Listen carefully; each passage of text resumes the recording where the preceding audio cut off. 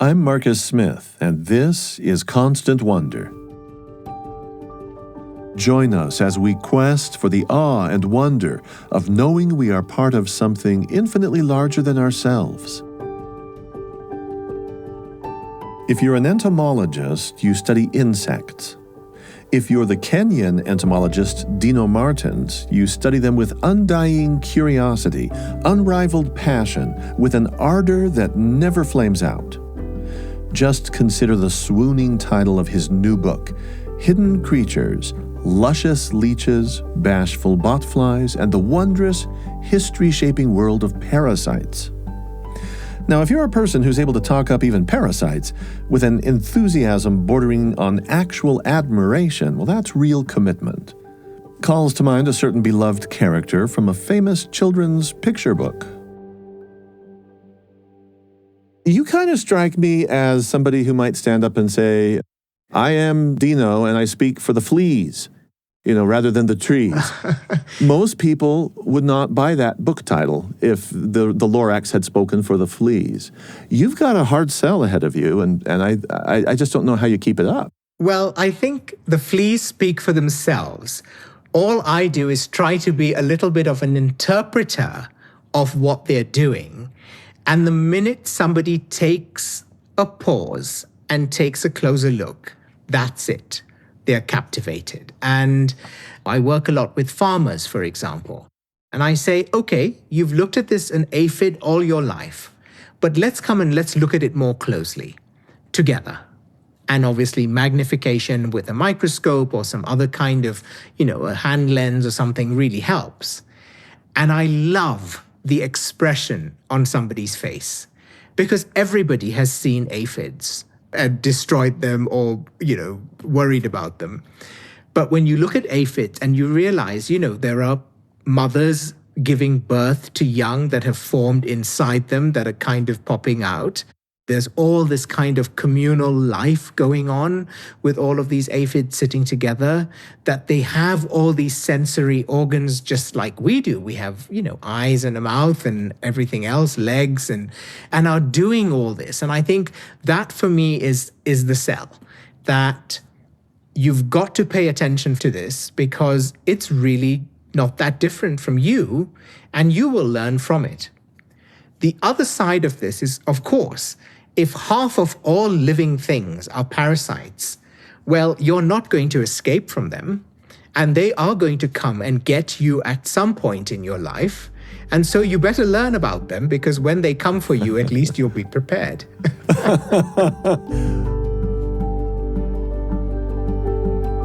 Dino Martins is not really making a threat so much as acknowledging and being realistic about certain facts of life and death. It's an insight he almost seems to take in stride, which leaves me wondering why so many of us humans get freaked out about bugs so easily. I hope by the end of this episode you'll have discovered a little more love for these humblest of creatures, including not just aphids, but even bloodthirsty leeches and tsetse flies. Or maybe you'll just dislike them a little less than you currently do. What I can say with great confidence is that you're really going to love Dr. Dino Martins himself. With a doctorate from Harvard, he's currently a research professor at Stony Brook University and chair of the Insect Committee of Nature, Kenya. But had you known him as a child, you might not have recognized in him a person headed for a distinguished science career. I grew up in a very rural part of Kenya. And we didn't have a television. We didn't have social media, obviously. And so the way I entertained myself after school most of the time was looking at the things around me. And we were encouraged, of course, by teachers and family and everybody to look at the world around us. And being in a farming community, one also had to look at the world around you to really understand what was going on. The entire world around us was our classroom, because we were in a rural community. We had livestock. We had wildlife that came into the school and into the farms. Oh, what kind? What kind of wildlife are you talking about? What animals? Everything from, big animals. There were giraffes that lived at the edge of the town at that time, a very endangered species of giraffe, which now has become a big thing for conservation. We had these mongoose and genet cats, kind of like the raccoons you have in the US. And they were sort of constantly coming to rummage through the bins or try and eat our chickens. That was and still is one of the wonderful things about Kenya. We haven't changed so much of the landscape that we've lost a lot of the wildlife. Yes, of course, there has been tremendous change, like everywhere. But because this is still a culture that very much treasures that living things need to be around us, but also that has the most incredible biodiversity, that, just is such an innate part of most people's understanding. And, most Kenyans will grow up speaking 3, 4, 5 languages. But they will also grow up learning to identify trees and birds and insects and all sorts of other things around them. And that's just considered being part of the community. And I think that is what in many ways has been lost in some places, is that education has become very compartmentalized, which sometimes it needs to be. But in many traditional societies, again, that one way of being a good person, being someone who believes in being a spiritual person, but also being curious and thinking about the world critically and scientifically, there are no boundaries between those. Applying energy toward his affection for the natural world compensated Dino somewhat for emotional pain that had characterized much of his family life.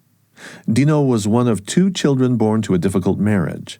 His mother, from Goa, India, had immigrated to Kenya where she had married a local, and to make matters yet more complicated, Dino grew up in a time of great national upheaval. My mother came from Goa, and she came over to Kenya. My father was Kenyan, an amazing character, what we call a Kenya cowboy. I think you're familiar with that kind of genre of man in the US.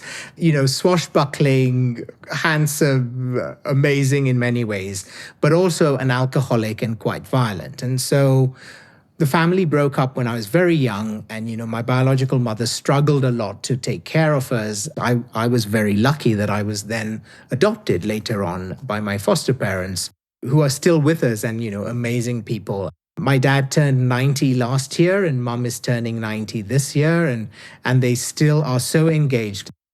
But I feel immensely privileged that I grew up in a setting where, despite all the many challenges that were being experienced in Kenya at that time, we were under a dictatorship. There was a big struggle for democracy. There wasn't much freedom of speech. But being in a community where people really cared for each other, where everybody knew each other, and where, in my particular case, even though I had come from a background that was a very kind of broken family and broken home, was just incredibly nurtured and encouraged to build and grow this deep love of natural history that I'd had, as far back as I can remember. So my earliest memories are actually of insects and flowers and other animals. Yeah, you say that one of your very earliest memories of all was, I believe, about butterflies down at the riverbank somewhere? That's correct, yes. And in this part of the world, in many of the tropical regions, male butterflies will go to these damp spots, often where an animal has done a pee, and they're looking for salt. And so they will gather in very large numbers, sometimes, hundreds, even thousands. And when you see them all together, with their wings kind of shimmering and all of them jostling, and then they get startled and they take flight and then they settle back down, it's absolutely mesmerizing to watch them doing that. And I have this very deeply embedded somewhere in me. I don't know exactly where it would have been, probably in the Congo forest, probably in Western Kenya, but I really remember this, just this feeling of looking at this color and all this detail and all this wonder and just saying, oh my goodness, this is the world that I'm part of.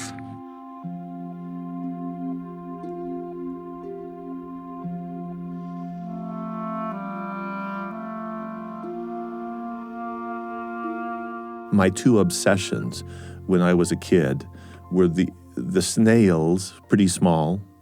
Butterflies were okay. Those were the safe insects, and so I loved the butterflies. And then Southern California, it was whales. So you have the extremes of the big organism, and then the little tiny thing. Why did you go small? Why did you seem to have some sort of a calling to focus on the little itty-bitty stuff? Well, I think part of it was they were always there. They were easy to find. I was actually alone by myself a lot of the time. There were very strict rules about wandering off into the forest, which I did do a little bit of, and wandering into swamps, which I did a bit of as well. But, nonetheless, there were big, dangerous animals around. And I found that the amazing thing with insects is that as I made observations of them, it would get to a point where they would ignore me completely. And so I was able to kind of watch what was really happening in their lives. Whereas when you're watching a bird or you're watching a monkey or you're watching something bigger, often they will be watching you as well. And at some point, yes, they'll get on with their lives. But many of the biologists who've studied animals and animal behavior have had to spend a lot of time habituating the animals they studied. If we think about, Jane Goodall and the chimps, they've had to habituate those animals so they can actually watch them and come up with, some kind of conclusion about what they're doing. With insects, we're such aliens to them and so irrelevant in some ways that they just get on with their lives and totally ignore us. It's very possible as grown human beings to look back on our childhood and kind of do a revisionist history trick where we think we know what we were thinking back then.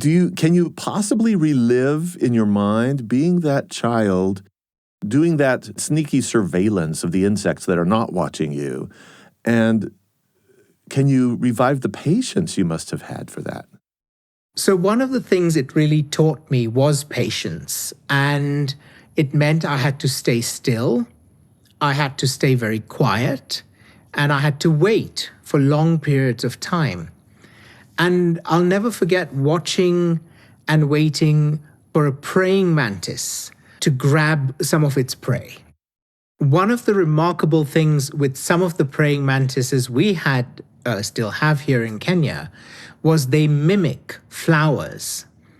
And so this was just the most wonderful thing, because you would find one of these sitting on a flower and basically pretending to be a flower. It looked just like the flowers. The flower mantis that Dino is talking about here is not at all like the comparatively lackluster mantises that I'm familiar with here, where I live, in the American West.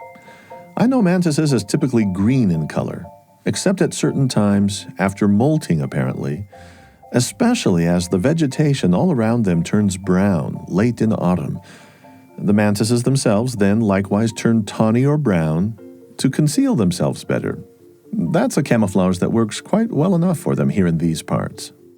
There are many different species of praying mantises that look like flowers.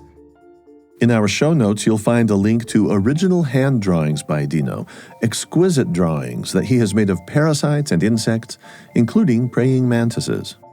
The one I found in Kenya looks like acacia flowers. It's this creamy white with lovely markings of pink and pale green and ivory. And even the shape of its body has these little lumps all along its side to just make it blend in. Other species actually mimic orchids. They're pink or they're white or pale orange, just like the flower of the orchid. And they sit there on the flower just waiting for something to come along and then grab them. One of the early things I did was trying to draw them, sketching out the details, because the structure of the mantis and the shape of the flower were very similar. And it would sit on the flowers and again, just wait until something would come along. But it was clever enough to say, I'm not going to go for that wasp. I'm not going to go for that beetle, or that butterfly is too big for me to take on. And then, choose really carefully, because dozens of different insects were coming and going. And of course, most of the time they just sit there, but they do have these remarkable heads and these, very prominent eyes, and their head will swivel around. And so I would watch this praying mantis. And there's one species we have here. I'm not sure why it does this, but it has this behavior where it sort of sticks its hands out like it's preparing for a boxing match. And that was absolutely, amazing to watch. And then, of course, you watch and you watch and you wait. And then suddenly, literally in a fraction of a second, it grabs something and suddenly it's eating this fly or this grasshopper or this butterfly. And that was just mind-blowing to watch that. You know what else is truly mind-blowing? For just a moment here, I want to go back to butterflies, specifically to the way that from their caterpillar stage, they basically turn to mush in their cocoons, and then their cells reassemble or reconfigure themselves. And by the time a winged creature is ready to emerge, or to use the technical term, eclose, well, it's an altogether different animal. I brought this up with Dino, and here's how he responded. If an alien landed on Earth tomorrow, it's very unlikely that they would make the connection between the caterpillar and the butterfly, because it's almost like they're just two completely different creatures that you would never sort of connect. When we look at embryos, for example, in mammals or vertebrates, there are common features to all those embryos that then change with the developmental genes. But when you look at an embryo, you can see the parts of it, it makes sense. When you look at some insect larvae, you just cannot make sense of it at all.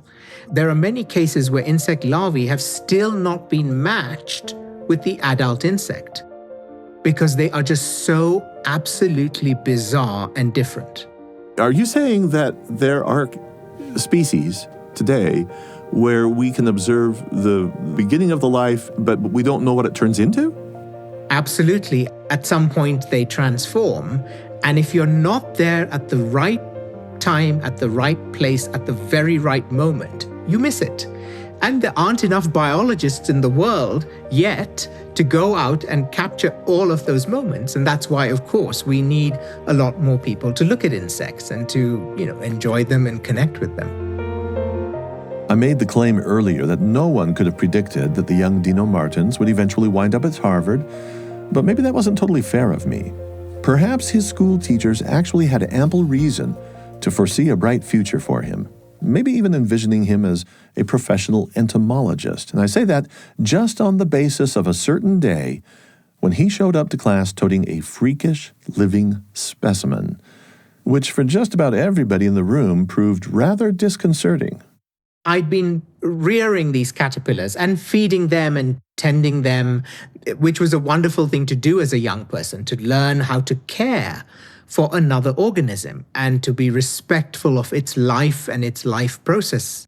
Then all of the caterpillars pupated and they hatched out into these magnificent, gigantic moths. They were bigger than my hands at the time and all flapping around. But one of the caterpillars did not transform because it had been parasitized. At that point in time, I didn't quite know what was happening. So I took it to school, and from its body, it was still alive, but you could see that it was in great distress. And from its body erupted alien creatures bursting through its flesh from its skin and having these cocoons on it. From those, wasps then hatched out. And thankfully, the teachers were very supportive and said, well, let's just watch it and let's see what happens.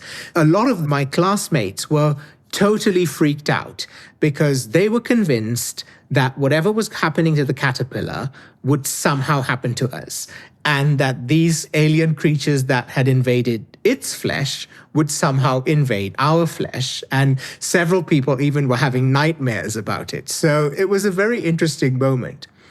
But even more remarkably, what then happened was not only did these wasps hatch out, which are well-known parasitoid wasps of caterpillars, but we found within the wasps, there was a parasite of the parasites. There was a hyperparasitoid. So a wasp that feeds on the wasps that are feeding inside the flesh of the caterpillar. And when that dawned on me, that was one of those moments again that just almost knocked me over. Because I realized when you look at nature, you have to look so deeply. And even when you look deeply, you may still not see or understand everything. but you have to look deeply. And that was just so powerful for me, again, as a child in a classroom and sharing this with all my classmates and with the teachers and incredibly grateful. You know, some teachers would have freaked out because it wasn't just caterpillars I was bringing to the classroom. There were scorpions, gigantic spiders, snakes occasionally, which I shouldn't have been picking up, all kinds of things. And they were always very good about saying, okay, Dino, maybe this one you don't bring into the classroom. You can keep it outside, you know, on the step or something.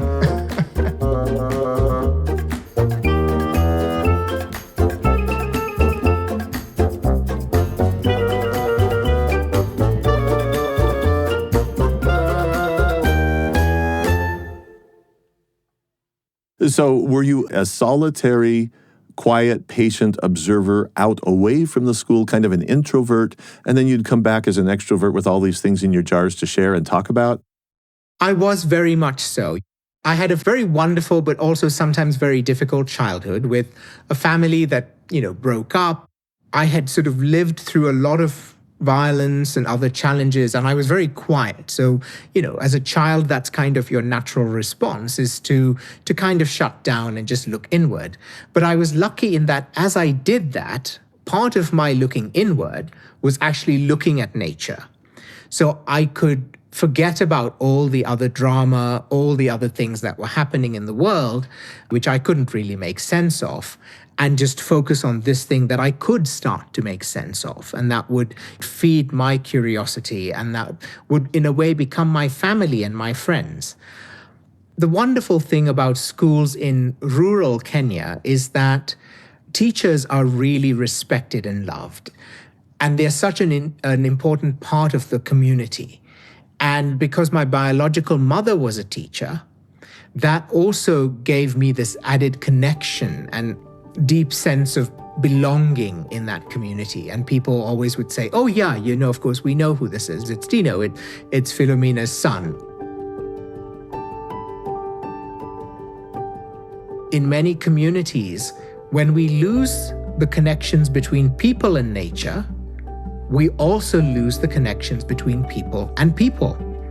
In my upbringing, I wasn't made to feel like those were different. I didn't partition my feelings of love for insects of my feelings of love and respect for people. And that's something almost now, 50 years later, I'm still trying to get that message across, both to myself and to other people. Our guest for this episode is Dino Martins. He's an entomologist and author of Hidden Creatures, Luscious Leeches, Bashful Botflies, and the wondrous history-shaping world of parasites. We'll turn next in this episode of Constant Wonder to the season of Dino's early life, long before going to Harvard, before becoming a scientist, when he dropped out of high school.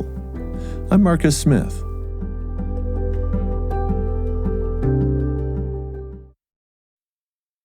I've worked with lots of younger kids, including my own, and I know firsthand the great feeling of finding just the right kind of educational listening for younger folk.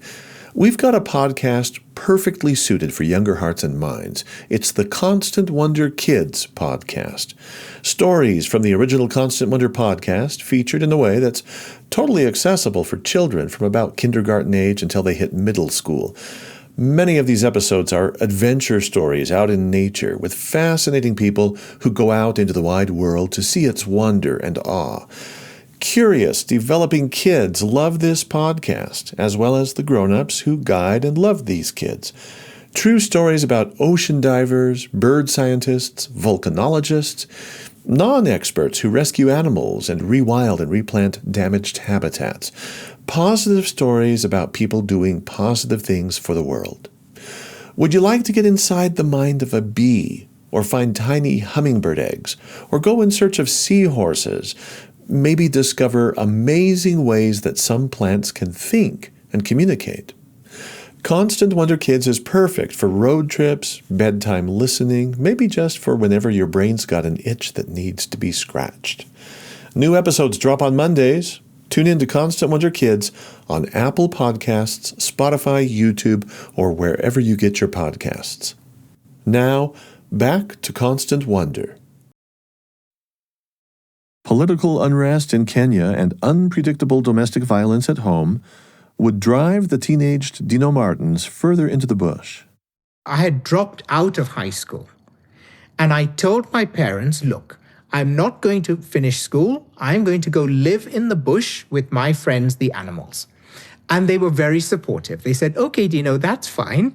But, why don't you think about this? And it was during that moment, I went off to Tsavo National Park and to these hills where the African violet grows.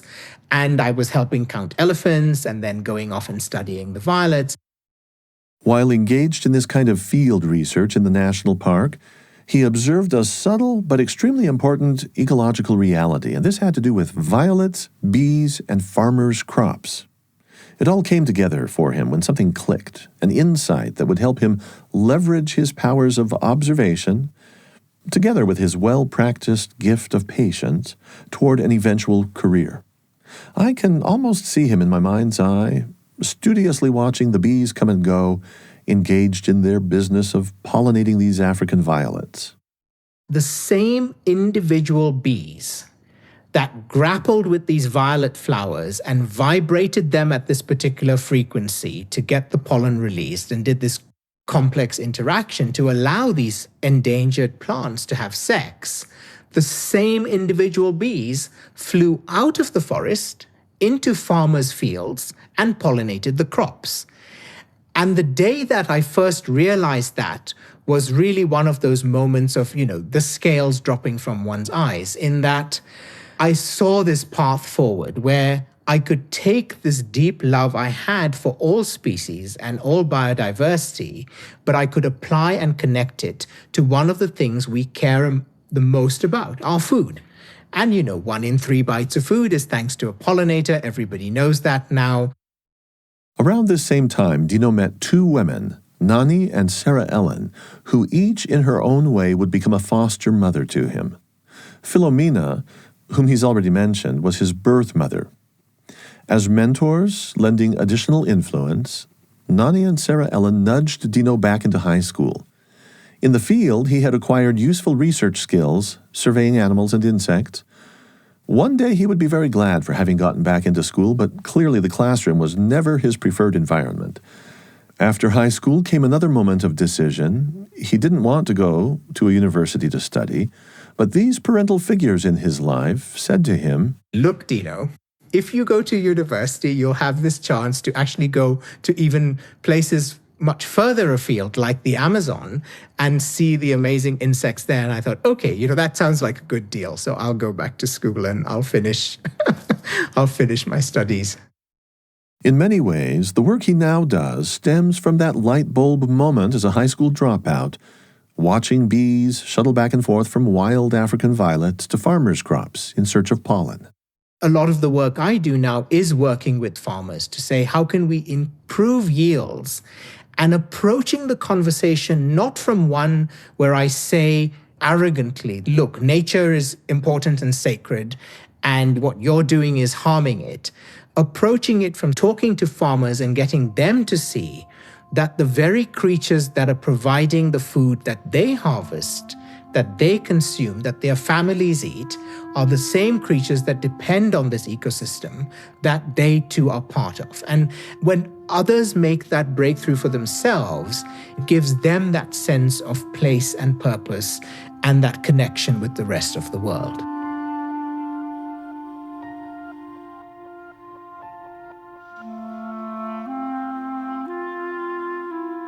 What does a day in the life of Dino Martins look like? I'm just curious if you're in the field as much as you'd hoped. And with your study of entomology, are you often down on the ground still to be at eye level with these creatures? So Dino spends a lot of time at a computer, alas, responding to emails and talking to interviewers and journalists and writing papers and articles and books. But Dino also gets to spend a lot of time out in the field. And being in Kenya, we are so privileged because one just has to step outside one's door and you are surrounded by nature. And whether it's a garden or a sidewalk in the city, I was actually downtown this morning recording the audiobook for the book. and there was a ditch along, the edge of the road, and we were stuck in a traffic jam. So I had to get out and walk to the studio so I wouldn't be late. And in the ditch, it was full of mosquito larvae, not just thousands, but hundreds of thousands, millions of them, all kind of swimming and feeding. And I could see the traffic police were further up ahead, and they were giving me some very strange looks, thinking, what is he doing peering into this ditch? So Dino is often found, sort of hunched over or on my knees. And actually now what I find, I am getting a bit older, so not as flexible. I have a yoga mat. I roll it out on the ground and I lie on it. And that way you can look at things closely, but in comfort, which is very important. I know of a biologist just about to retire here from the university, a wonderful fellow by the name of Riley Nelson, and he studies stoneflies. And that's been his specialization for years. And he is renowned by students who studied under him 25 years ago even. You say the name Riley Nelson, and they immediately say, oh, stoneflies are voluptuous, because that's his term for them. He goes, and I have seen in you the same tendency to use these amazing adjectives. They're a little bit provocative, because why should I ever think that a leech is luscious? That's is that just sport? Is that just good fun play that you're doing, or do you actually see something that might be revolting or off-putting to most people? For example, you tell the story of doing research on parasites by getting right up to the rotting corpse of an elephant, which is, I can only imagine, is going to have an overpowering stench. When you come across something foul like this, are you trying to get as close as you can to that smell, or are you just getting there in spite of the smell because you have to? That's a great question, and I think it's a bit of both. I am absolutely disgusted by some of these things and freaked out, just like any normal person. But then my curiosity makes me overcome that, because when I uncover what's actually happening, or I'm able to observe something that quite possibly no other human being on the planet has previously observed, that is so powerful, both as an emotion, but also as a kind of motivation to go out there and put your hands in it and pick it up and deal with the smell and smell it even more closely and feel it and touch it and just say, okay, I exist in this world, and this creature and this manifestation also exist. And if we come together, we can find what I call the parasite magic. It's the magic of all creatures and all organisms and species. But with parasites in particular, what I found is both the people who've studied them, as well as, the systems themselves, these incredible life history strategies, all this subterfuge that goes on, it's just so amazing. When you think of some of those worms with no eyes, no limbs, just a tube, basically, a digestive system and a reproductive system and a bit of a sensory system. And yet they're able to travel between all these different bodies of all these different species as part of their life cycle. That is absolutely just mind-blowing. I'd like to draw a parallel here, if I may, between parasites and viruses, because it helps me to think through what's at stake when we humans fail to approach bad actors, if I can call them that, to approach them with the due respect that they should have, maybe. And then I want to have you weigh in on my thoughts here. So let me just say these things. Obviously, I'm no scientist. I don't study viruses. I don't study parasites. But just like the rest of humanity, I'm a person who hung on for the awful ride that began back in 2019 through the coronavirus pandemic. And so just like everybody else, I'm very invested in these issues. Now, from what I've read, viruses are not organisms, technically. I've seen them described as being on the edge of life because they can't reproduce and they can't digest foods, and there's no metabolism going on with a virus. But they do have DNA, and they can use something else in I'm going to call it a parasitic sort of fashion to reproduce, air quotes. They latch onto my body, for example, and then suddenly I'm generating all these extra viruses. cutting to the chase here, I'm just glad that polio was really corralled. I'm glad that smallpox was eradicated. So now, Dino, if I can invite you to discuss parasites with that backdrop I've just given. Parasites, too, can bring a lot of suffering. It's immense and it's real. And how do you balance the idea that some dangerous actors need to be destroyed, or at least contained, no matter how fascinating or intriguing or magnificent you may think they are? This is something I also struggle with, for sure. Eradicating or controlling some of the organisms like ticks or mosquitoes is very important. They cause an immense amount of suffering, and we need to do that. We do need to control them. But we also must not be arrogant, thinking that we have the right or even the ability to destroy all other life. Because if we destroy the ticks, we're likely to also be destroying other organisms. And it's like pulling bricks out of a wall. At some point, you pull that one brick out and the whole house falls down on you. So you need kind of an iterated awareness, if that makes sense. And you need to be looking at this and learning from it and always trying to stay one step ahead. Because the parasites are not sitting back and just saying, hey, we figured this out in terms of our evolution. No, they are evolving as well. They are switching hosts. They are finding opportunities that we are creating. For example, in creating huge numbers of livestock, whether it's fish farming or chicken farming or keeping animals, in concentrated areas, that's like the best opportunity for many of these parasites to proliferate. So we're creating the conditions, and then we're surprised that this comes back and, it bites us literally. That's what I'm trying to get across. Maybe I won't win you on saying how wonderful and curious and amazing they are, but you will need to care about this, whether it's a brain worm that's coming to get you. There's been a lot of that in the press, but that's a very serious thing. We need to understand this, because if we don't understand it, there are consequences for our communities and our families and for humanity as a whole. You mentioned ticks a couple of minutes ago, and that has got me thinking about the concept of mutualism, a desirable sort of coexistence, two animals, two organisms living together. Maybe one's considered a parasite, but each is providing a service or benefit for the other. I'm thinking of a bird here. Let's see. Is it an oxpecker you talk about? The oxpecker, yes. Yeah. They'll be on large mammals and maybe on the back of a giraffe for all I know. And this leads into a very interesting rationale for being humble about what we don't know. Mutualism is sometimes not seen as mutualism. Sometimes it's seen as just, well, there go the parasites again and they're out of control. Tell us about these oxpeckers. So oxpeckers are an interesting example because they sit at that boundary. Like many things, they can be mutualists. They can be mutually beneficial to the giraffe or to the cow or the rhino they're sitting on, hippos. But they can also cross that line and they can exploit. And oxpeckers do both. They feed on ticks, but they also stab the wounds, and that's a big problem right now. They stab the wounds, the bites where the ticks have been feeding, and they feed on blood.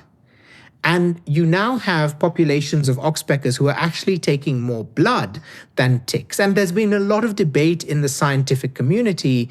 Are they good? Are they bad? What happened with them was interesting. They were critically endangered because the chemicals being used to control ticks were very toxic to birds and almost wiped them out. Today, they've changed the chemicals they use for ticks, and they're not toxic to the oxpeckers. And so the oxpeckers are making a comeback, which is a wonderful thing because they really are amazing birds. And while they may steal blood from animals, they also are an early warning system. They will call out an alarm if they spot somebody creeping up towards the animals. There's all kinds of other things going on.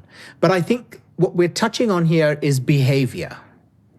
And just like humans can behave, we can choose to cooperate with each other, or we can choose to cheat. This has been one of those deep, long-standing questions in biology. Which would become a more stable strategy? And of course, we think we should be selfish and we shouldn't cooperate and it's, me first and that's what works best. But the reality is in nature, that's not always the case. And it turns out where relationships are long-term and there's frequent and repeated contact, actually having a more forgiving approach in terms of the interaction. You scratch my back, I'll scratch your back. But if one day you forget to scratch my back, I don't immediately turn around and slap you. What I do is I forgive you. And then we move on from that point in time. And that creates much more stable, longer-term relationships. And when we look at oxpeckers and animals or ticks feeding on certain hosts, it appears that these are the kinds of interactions that are going on, that they are weighted somehow by the life cycle and the continuity that comes from living so closely together. As I think this through, it seems pretty counterintuitive to yoke the terms beneficial and parasite. But then I'm also imagining that sometimes a parasite maybe can actually do work that is through and through helpful all the way around for all parties involved. But by that point, I would think the term parasite would really seem like a complete misnomer. So parasites are coming to get you, and they're coming to get me. And there is nobody on the planet today, unless they escape to Mars, who will escape from parasites. And even if they go to Mars, who knows? There might be some hiding in the Martian soil there as well. What good are parasites is a question that I often get asked. Well, first of all, they are part of the diversity of life. And if half of all living things are parasites in one way or another, clearly they're just part of that fabric and that web and that interconnectedness. But it turns out that parasites also have a very practical side to them.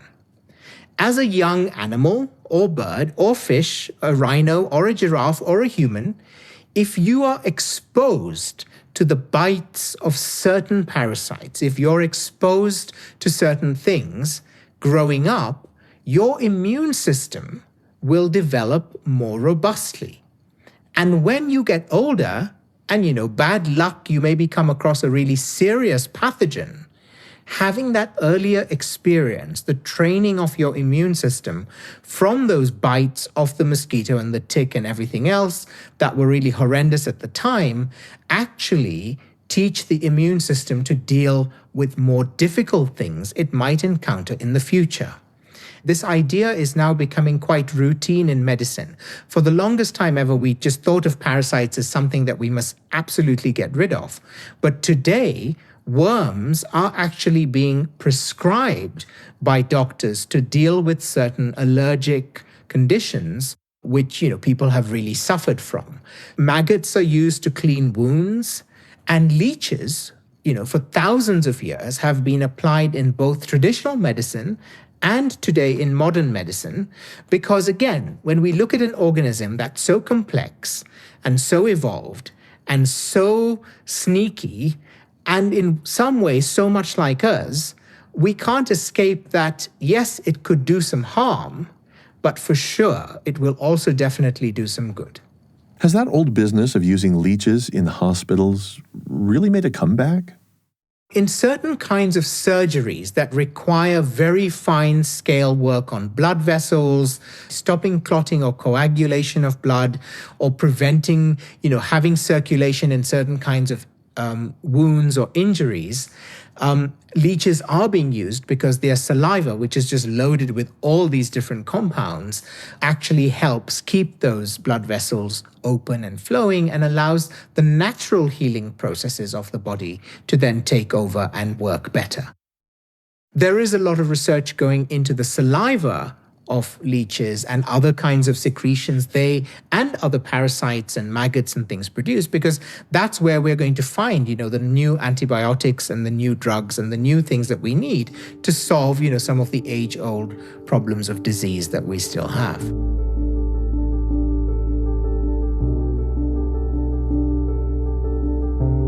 Our cultural biases have such inertia. I'm thinking of a story now that I came across years ago that I think exemplifies this.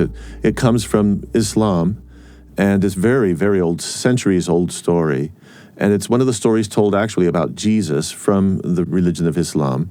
And it has to do with some of his followers were with him one day, and they came across the corpse. This was a dog, and this dog was rotting, and the maggots had come. And the people with Jesus saw this, and it was abhorrent to them, and they expressed their great disdain for what this was. And Jesus then is supposed to have said, according to this parable or tale, but doesn't this creature have beautifully gleaming white teeth? And the invitation was to look at things afresh and not just default to our prejudice. Have you ever heard that one? I've heard that and similar ones. One of my favorite ones that also comes out of the Islamic tradition is a story of Muhammad and the spider. And Muhammad is being pursued by some bad people, and he hides in a cave, and they're going to go into the cave and get him. But this spider quickly spins its web over the mouth of the cave. And they look at it and think, oh, well, nobody could have gone in there because the spider wouldn't have had its web. And so they go away and he's saved. And I think that's, a wonderful story. And so I was actually the other day in a place where somebody was going to kill one of these big, beautiful orb spiders we have all over this part of Kenya. The orb spiders that occur in the garden here are these massive, they're larger than a man's hand, with a body several inches long, speckled often in gold and yellow and white and black, and then these long legs often streaked in red and black, and they build these massive webs many meters across. But these are the females, and what's remarkable about these orb spiders, the genus is Nephila, the females are massive, 6-7 inches long. The males are tiny, not even an inch long. They hang around on the edges of the web, terrified of getting close to the female, because more often than not, she actually eats them. And this elderly gentleman in his traditional cap and beard immediately spoke up and said, no, don't touch the spider, because the spider is our friend. The spider helped the Prophet Muhammad. Obviously a story, but the kinds of stories that teach us both to respect other living things, but then bringing that back to respecting each other.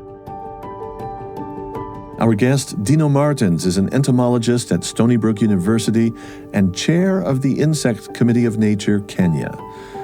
I find him incredibly persuasive about our need to understand and better live with parasites, rather than just thinking of them as dangers to be eradicated. And yet I personally have not yet quite arrived at a place where I can say wholeheartedly, like the old bearded gentleman that Dino met, the spider is our friend. Can't quite say that. Maybe I'm overthinking this, but I just don't want you to think that it's Dino Martins' philosophy for us to always be lovey-dovey or Pollyanna when it comes to these living vectors of harm and disease, which is why I brought up the comparison to viruses. So we need to talk just a little bit more about the significant levels of danger that are, in fact, represented by some of these organisms. And as it turns out, their seriousness and complexity make Dino Martins only more excited to recruit more and more biology students to his specialization. I'm Marcus Smith, and this is Constant Wonder.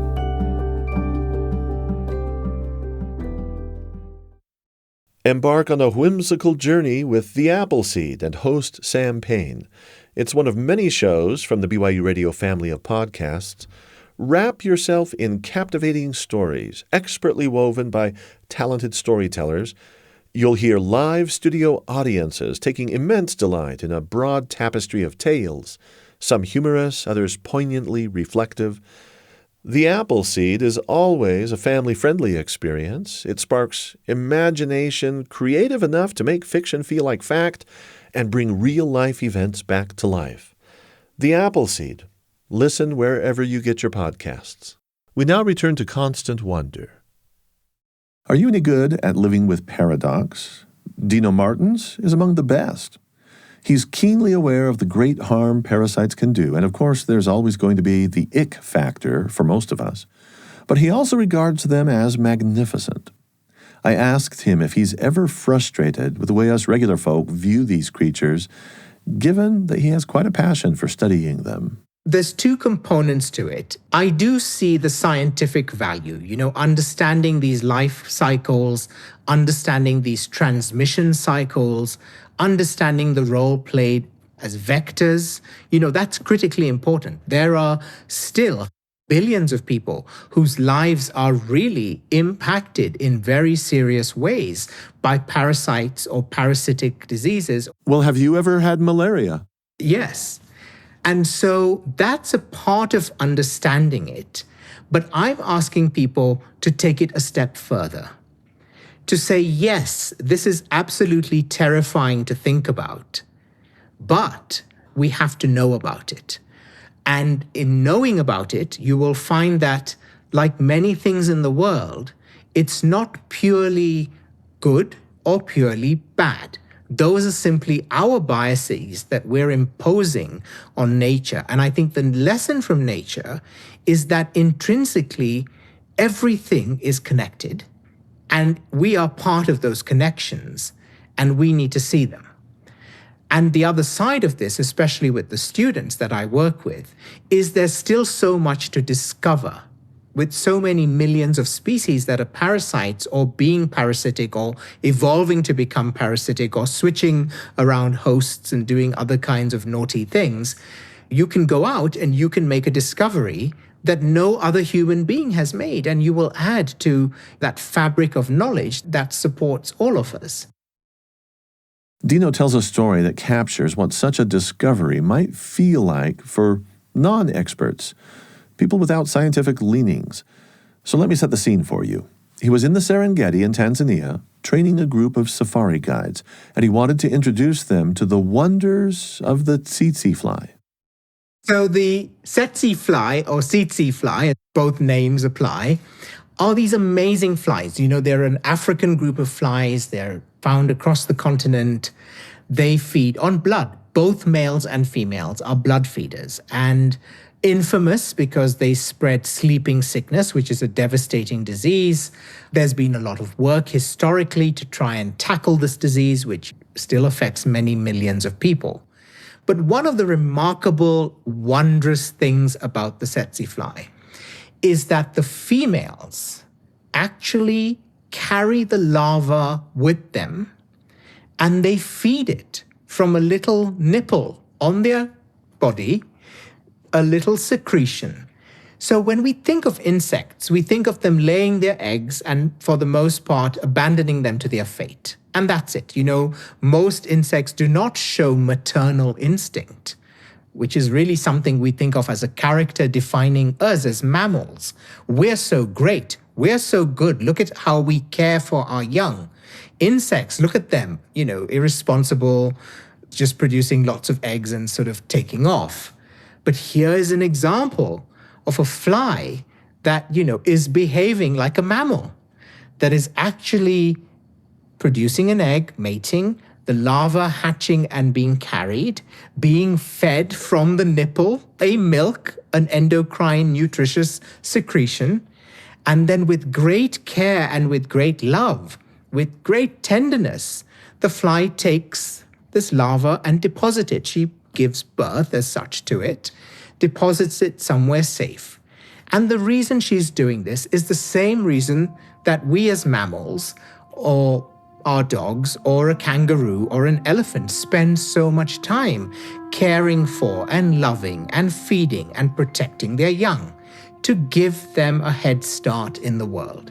The fly is doing exactly the same thing. So now, do we redefine mammals or accept flies as caring, loving parents? One of the most remarkable moments of wonder that I've shared with students has been when they get to see for themselves something that is completely unexpected. In the Serengeti, I've been there a few times to train guides, young naturalists who take tourists out on game drives and show them everything. Always everybody wants to see a lion and a leopard and a rhino. But these guides are amazing naturalists. And in training them, I'm trying to get them to really understand all of what's going on. But they also get a lot of questions from tourists who get bitten by tsetse flies and totally freak out. Am I going to die? Am I going to get sleeping sickness? And of course, the answer is no. But when we were out on the plains one day, we captured one of these flies because they fly into the Jeep and they land on you and, they start biting you. They particularly like the color blue. So if you go on safari, don't wear any sort of deep or bright blue. They love that color. It's really, for some reason, so mesmerizing for them. So the flies all come in, and I notice one is acting a little bit odd, sort of flopping around on her back and, just being ungainly. And so I scoop her up in a jar and show her to the students, and we realize this fly is pregnant. She's got this larva feeding attached inside her body. And this was just such a moment for these students who have lived all their lives in the bush, who are out every single day and are being bitten or shooing away these flies, or having to explain to tourists that they're going to be okay even though the flies are worrying them. They were just awestruck. They said, look, this fly has a breast like a human and is producing milk. And that is such a fundamental part of being human and being a mother. And here it is, this maternal instinct in an organism that none of us would think twice about sort of going splat. And to make that breakthrough for me was so powerful because it will make us sit back and think and say, okay, the world around me is worth paying attention to, and I don't know it all, and I will learn something even from a fly that we have absolutely loathed and reviled for all of human history. And yet, Dino Martins did say just a few moments ago that sleeping sickness is an awful disease. If left untreated, it can damage your central nervous system or lead to even coma or death. So I couldn't let this story go without asking about those risks. Most people don't have to worry about it, but that doesn't mean we shouldn't worry about it completely. And historically, it was much more common. There's been a lot of work on controlling the flies and managing them, and also on treating the disease. So in Kenya and Tanzania, to East African countries, there's very few cases every year, but there are a few cases. However, when you go to other countries where they haven't had the privilege of research and science and medicine and management of these systems, it's still a very serious disease. And so it again speaks to those disparities and those inequities in the world. These are things that we can actually deal with. We can solve. We know how to do it. We just don't often have the resources available to do that.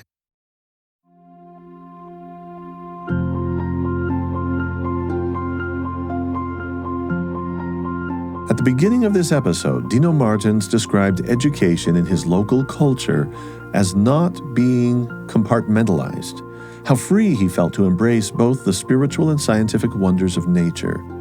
So I asked him how that kind of education had shaped him as a person. I come out of a tradition and a culture where knowledge was not put into different silos. The feeling one had about the beauty of an organism and the sense of wonder about the world, but the asking of questions about it as well, were all meshed together. As a scientist, I've been trained to see things very clearly and to draw these boundaries between a spiritual or artistic or religious way of thinking and a scientific way of thinking. And somehow, often as scientists, we feel, well, the scientific way is the best way, or it's the most verifiable, or it's the most exact and precise way that we can look at things. And I guess for me, one of the breakthroughs has been that that is not always the case. Science and scientists don't always have all the answers. And science is part of a continuum of knowledge and human experience that we are all living. So everybody is a spiritual being and everybody is a scientific being. As a young scientist, I also was trying to figure that out. Now, as a little bit older, I'm still trying to figure it out. But I think the big breakthrough for me is becoming aware of it and saying, look, there are some things I will feel strongly about, and that's okay.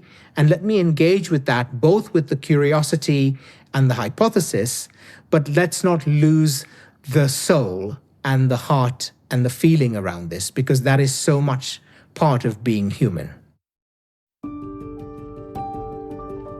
Dino Martins is the author of Hidden Creatures, Luscious Leeches, Bashful Botflies, and the Wondrous, history-shaping World of Parasites.